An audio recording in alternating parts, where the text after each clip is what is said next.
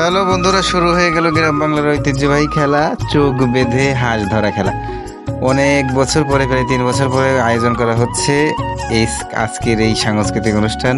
আমাদের এই খেলায় ছিল ভেলাভাইজ খেলা, ছিল সাঁতার প্রতিযোগিতা সহ আরও অন্যান্য খেলা।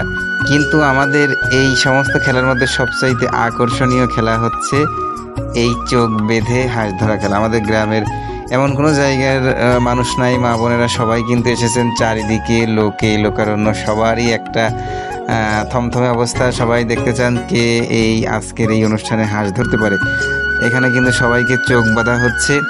এরা আমাদের প্রতিযোগী, এরা খুব দুষ্টু ছেলের দল। এরা খুব দুষ্টু ছেলের দল। এদের মধ্যে থেকেই নির্বাচন করা হবে কে আজকের এই হাঁস ধরতে পারেন। সবারই কিন্তু খুবই সুন্দরভাবে চোখ বাঁধা হচ্ছে, যাতে কেউ কোনো ধরনের ছলচাতুরি করতে না পারে। আবার পরীক্ষাও করা হচ্ছে যে তারা আসলে কি চোখে দেখতে পাচ্ছে কি পাচ্ছে না। এই সেই হাঁস। আর অলরেডি কিন্তু হাঁস ধরা খেলা শুরু হয়ে গেছে। ওই যে পেছনে আমাদের একজন ভলেন্টিয়ার হাঁস নিয়ে লাফালাফি করছেন। হাঁসটা ছেড়ে দেওয়া হয়েছে, হাঁস এদিক ওদিক দৌড়াচ্ছে, কিন্তু সবাই যে কোন দিক দৌড়াচ্ছে তা কিন্তু কেউ জানে না।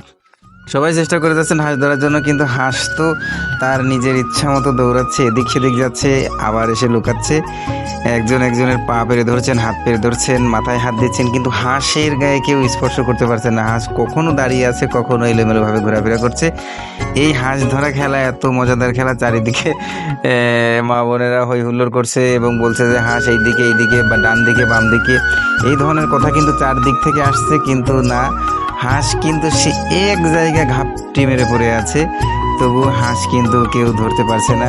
অবশেষে হাঁস কিন্তু ওই জায়গা থেকে এখন দেওয়া হলো, দেখা যাক কি হয়। প্রতিযোগীরা কিন্তু চেষ্টা করে যাচ্ছেন হাঁস ধরার জন্য, কিন্তু দিন শেষে এই যে হাঁস ধরে ফেললেন আমাদের এক প্রতিযোগী। খুব সুন্দর হলো খেলাটা, চারিদিকে সবাই খুব আনন্দমুখর পরিবেশে এই খেলাটি উদযাপন করলেন। এটাই ছিল আমাদের হাঁস ধরা খেলা।